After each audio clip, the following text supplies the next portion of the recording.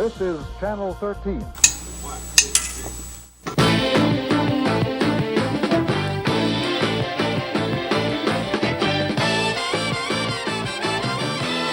Living side by side, dreaming two by two.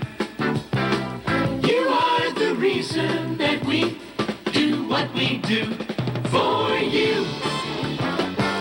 Yeah, for you. We do it for you on WIBW.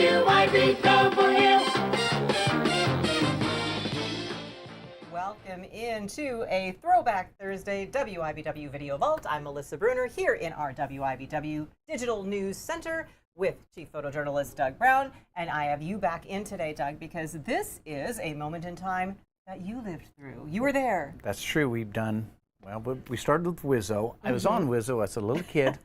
Wasn't working at the TV station. We did the Whippoorwill.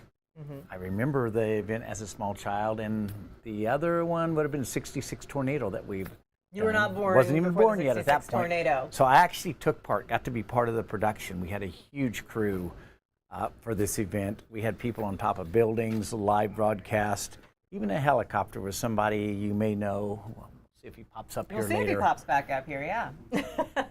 So we are talking about June 18th, 1995. The address of this, it actually has changed, spoiler alert. Yes. We are talking about 535 South Kansas was the building. If you look at it today, it is this building at the corner of 6th and Kansas in downtown Topeka. This is the building that has kind of that distinctive kind of pinkish glare to it that everybody knows. Today, it houses offices for the Kansas Department for Children and Families, DCF. That's what it is today. And today, the address is actually 555 South Kansas Avenue. How did it get to be that corner of Topeka? What in fact was going on there, and what happened 30 years ago? Well, and 30 years ago. Even before we got to this point, in going through our vast archives, I had found where originally the city was pushing, Santa Fe has their building, office building down at the 10th and Quincy area. That was the site that the city wanted Santa Fe to build on, but there was another historic building also on that site, which caused some problems, and we may look at that building and that whole story maybe sometime down the line. So before we get to the actual implosion, which is, you know, what everybody is thinking of and wants to remember, we want to show, we found a lot of stories about this, Doug, not we, Doug, found a lot of stories about this in our archive and our coverage leading up to the day. So what was the history of 535 South Kansas Avenue? Kate Epstein was a reporter here at the time, and she takes a look. 535 Kansas Avenue. To some, it's more than just a building. It's a building full of memories. My great-great-grandfather was one of the founders of the Bank of Topeka, then called Topeka Savings Institution. My mother worked there after she got out of college. I worked there after I got out of college. The sheer size of the 14-story building made it an employment mecca, the place where Eldon Sloan got a job when he graduated from law school in 1933. What does he remember? They had a men's room, as I recall, on the 5th floor and one for the ladies on the 4th floor, and that was all. That's right, only 2 bathrooms in the top 13 floors of the building, not to mention no air conditioning, and at the time, no service elevators. They brought furniture up on hoists that the contractor had there. Other Topekans never exactly made it inside the building. As we drove by the bank building, the time and temperature signs at the time said 7-11. 2 hours later at St. Francis Hospital, our baby girl was born. Her name is Kelly Howard Wildeman, and she weighed 7-11. A memorable coincidence, perhaps, one that, like the beauty of the building, didn't go unnoticed. I work for the grain inspection department, and my office was on the 8th floor, and I think it was one of the most beautiful offices I was ever in. Bottom line, say our 535 reminiscers. It's a beautiful building. Kate Epstein, 13 News at 10. And it was a beautiful building dating back to 1932, and that architecture was so interesting. And interesting to hear people's memories of the time they spent in the building. It's true. I always expected to see Batman stand. It looked like it was out of Gotham City. I looked for Batman to be on top of it every time I'd go by. Okay, so now we are counting down to Demolition Day. So another preview was done on what exactly went into preparing not just 535 Kansas itself, but all the buildings around that area. Reporter Michael Douglas took a look at that. From the work crews gutting out the old First National Bank building to security guards on 24-hour standby, the implosion is dumping hundreds of thousands of dollars into Topeka's economy. There's $100,000 worth of asbestos abatement, and the stuff we've stripped out of the building, we've set several tens of thousands of dollars in labor on that. Engineer Demolition brought only 6 of his people here for this implosion. That means all the other jobs are being filled by local people. Renal Construction Company had 27 people at one time. That's not so much just the preparation, but also removing some of the debris or salvaging some of the goods. Here's a breakdown on some of the jobs. For the asbestos abatement, 15 were hired. Renner Construction has employed from 10 to 27 workers. It's estimated some 50 subcontractors also landed jobs. And the city of Topeka has hired an environmental agency to inspect the project. That's in addition to the many city workers already involved, including the police and fire departments. I'm sure there'll be quite a little bit of money spent Sunday cleaning up. And the biggest financial shot in the arm will soon follow when construction for Amvestor's Financial's new corporate headquarters gets underway. Michael Douglas, 13 News. You're going to hear in a moment from Amvestor's, but you mentioned a little bit the demolition staff member there who Michael talked to mentioned a little bit about salvaging some of the items out of the building because, again, 1932, a lot of history was there. So let's go back to Kate Epstein, who also looked at some of the items they saved. This is the original old mailbox, the drop chute down in the lobby. If the building's gotta go, at least save the treasures inside it. That's what members of Historic Topeka are saying tonight. What's the group managed to save so far? Bronze railings, grills, original hardware, Art Deco cast iron hardware, hinges, transoms. The infamous clock, the vault to the bank, and the list goes on and on. This is one of the original elevator doors from the First National Bank building. You can see their traditional Art Deco motif on it. It weighs about 300 pounds, and it's likely it'll end up being used as some type of decorative screen. Historic Topeka's real goal is to recycle these historic items back into the community, hopefully in public spaces or where we can't, into private collections.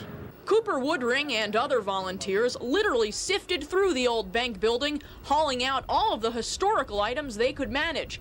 Occasionally, they struck gold, at least sentimentally speaking. Taking down a 535 Kansas sign and finding an original 1932 First National Bank sign underneath it, they're all surprises. Earlier tonight, Historic Topeka presented the building's commemorative plaque to the family of 535's late architect. The legend he managed to create, say 535 fans, will now endure. Kate Epstein, 13 News at 10. All right, I want to know where some of that stuff is. Yeah. If you have a decorative anything, let us know. Drop it in the comments on the story that you'll see a little bit later because we'd love to see it. I know everybody's waiting, the countdown to the big boom, but before we get there, one more preparation item to show you. It took a lot to get everybody ready, so let's go to Robin Wilson, who was there one day. We are now one day before Demolition Day, which would have been June 17th, 1995. Here's what they were doing then. Tons of dirt surrounds the base of 535 Kansas. It's one of the last precautions before tomorrow's big blast, which will take the building down in just 8 seconds. It absorbs the shock as the building falls and protects the sidewalk. That's the main purpose, and it also has a kind of secondary purpose that it blocks the windows, any openings that there is from the basement. Other precautions taken today included boarding up the windows of the nearby AFL-CIO building. The front of all these nearby buildings will be covered with tarps, but that's not stopping some of the nearby businesses from taking a few precautions of their own. We'll be packing away some of the things off the shelves, going to close a little early, about 4, and then begin to clear off all the glass shelves. and perhaps cover some things to keep dust from getting on them. Engineered Demolition says moving things inside the stores across the street is not necessary because of the tarps dropped from the top of the buildings, like these tarps that will be dropped in the morning. We'll be putting a geotextile against the building, and basically if any debris that they were to go out in that direction, that it would absorb the shock. And these semi-truck trailers parked in front of the Bank 4 lobby will stop any flying debris in that direction. But tonight's final and most crucial step includes making sure the over 2 miles of wires running through the building are all hooked up and ready to make their connection in the morning. Robin Wilson, 13 News at 10. 24 hours before demolition, before the blast. 2 miles of wires. It's amazing. And I'm remembering we would be down there when they were setting this up. They had holes in the concrete and the pillars, and they had, assuming it was dynamite, it's been a long time, they put it in there. Then they'd take a stick and just jab it in there. I mean, you're like standing right next to that when everything was happening. Okay, so yes, demolition is coming, folks, and we will have it for you. Stick around. We're back in 60 seconds.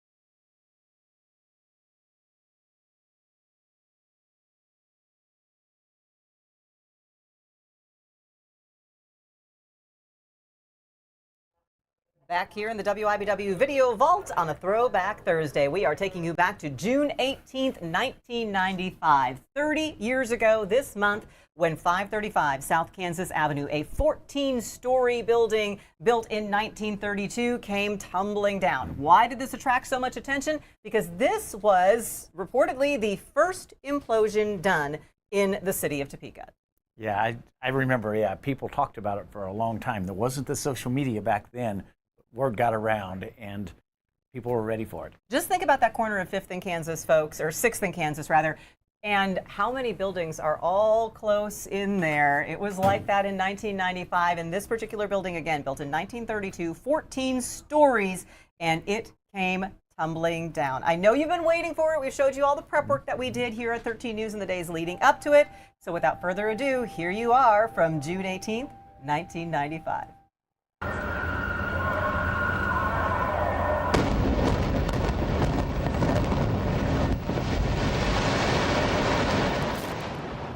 In just seconds, it was all gone. Demolition crews say today's implosion went off without a hitch. It looked fantastic from where we were standing at Capitol Federal, and it was just as we expected it to go. 5 minutes before, you're like a father waiting to have a baby. You're so anxious about it, and you don't know if you're going to be in business in 5 minutes or not, and you pray for the best and hope, you just trust in all the abilities that we have.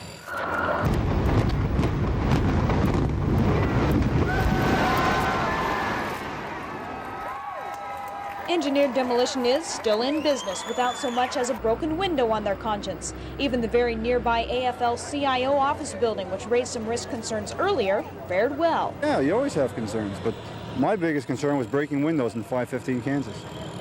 That was my biggest concern. It really wasn't about hitting the AFL-CIO. Protective tarps at 515 Kansas unveiled windows without cracks. With the old First National Bank now close to being completely out of the way, owner of the lot, Amvestor's Financial Corporation, is ready to put a new building in its place. It's exciting. We're anxious to build our new home office building. Amvestor's hopes to start building this projected new home office, which is not the skyscraper the bank was, within the month. The company plans to be in the building before the end of 1996. And as for engineered demolition, one building down, more to go. We are going up to the Canada to do another building. From Topeka to Canada, there you go. That's where they were going to be heading next after that implosion. And so you were there, Doug. What was, well, you weren't actually there. We'll say where you were later, but the reaction from everybody and those who were really close by, it always seems risky, right? For everybody to be so close by when a building is exploding. Well, and as we learned from later years with implosion, I guess a lot it's imploding, not exploding. Yeah, that's true. A lot has to do with the concrete and how old it is and how stable it is. We learned that in some future events that we did, which maybe you'll talk about a little bit later. I will. I'll tell you why this is kind of interesting as we've looked back at it in terms of what we do here these days at WIBW. So we mentioned a little bit about what was going to be happening next. You see it now at the corner of 6th and Kansas, and at the time we went and looked at what was going to be going up after the old building came down. For the past month, the focus has been on what Amvestor's Financial Corporation is taking away from downtown Topeka. But now that the First National Bank building is gone, Amvestor's officials are ready to shift the attention to what they're adding to the downtown area. We're going to build a new 6-story home office building, approximately 90,000 square feet, which is actually just slightly larger than the structure that was there. It will be, larger, much larger per floor. The building will be of granite on the outside and glass. We spent time in the architectural phase making sure that aesthetically that we believe the building would fit into the neighborhood, if you will, with the Bank Board Tower across the street, the Columbian building next door, and then the 515 Goodell building next door. Amvestor's officials are hoping to move into their new, modern, efficient building in a little over a year. By that time, they're also hoping to spark some more interest in developing more businesses downtown. We're hopeful that others will see, as the building becomes constructed, that other ideas for other developments in downtown will occur. As you look down or up Kansas Avenue, certainly there's been progress made over the years. When Capitol Federal's building was built in 1960, it kind of began a decade of some redevelopment downtown, and we're hoping that this building can maybe begin another period where people will either build new facilities or rebuild some of the existing structures downtown. The Amvestor's Financial Corporation headquarters will start going up later this summer, with move-in expected in October of 1996. Don Brown, 13 News.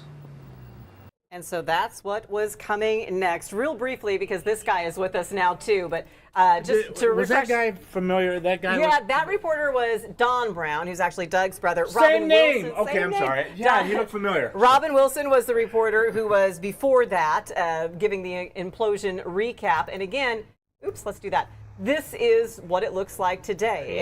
And Amvestors had some different things happen, and so they moved out of the building. This now is a DCF building, Department for Children and Families for the state of Kansas.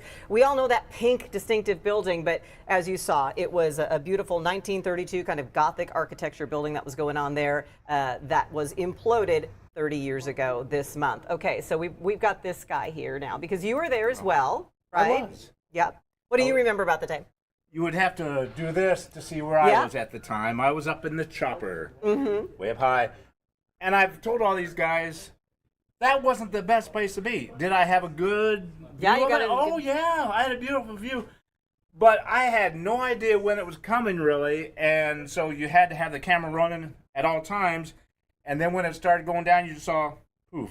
You couldn't hear it up there? Hang on 1 second, because you didn't hear this.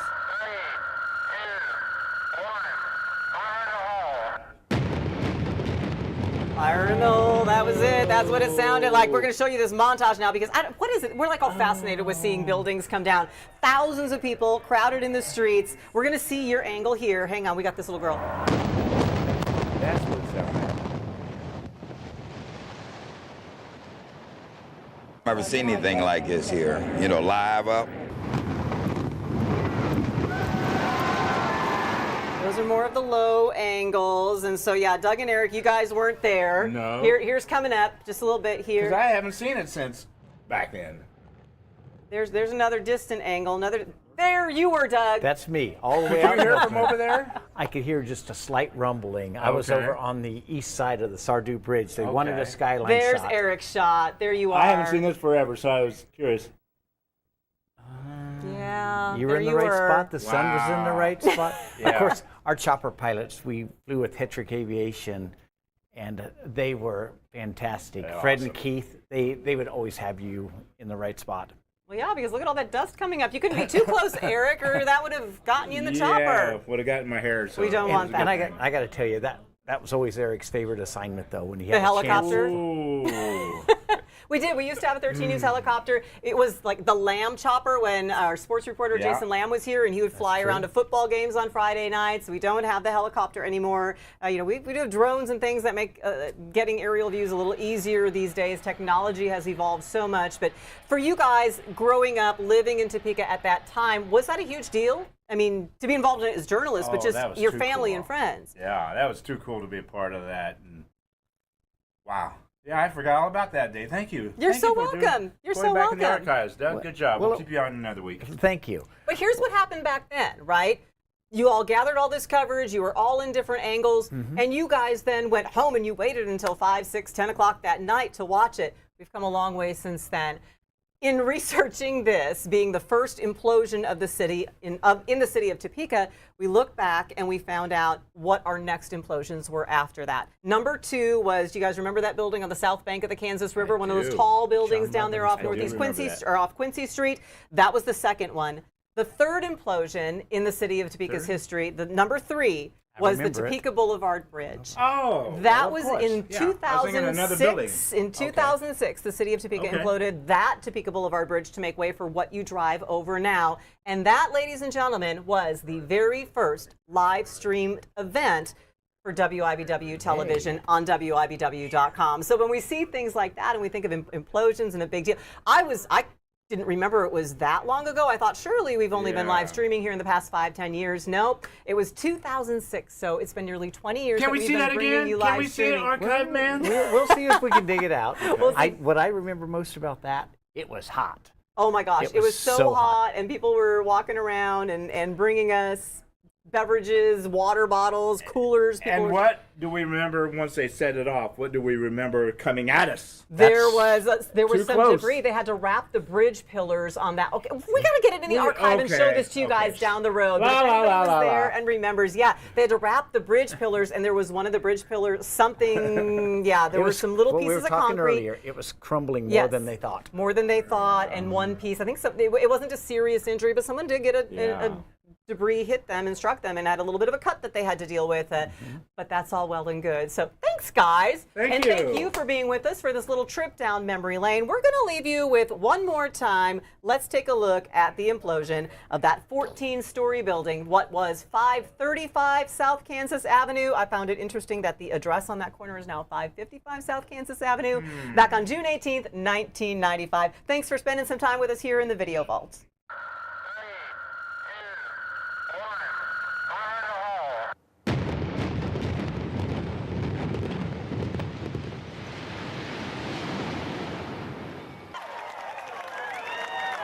I like the way it sounds.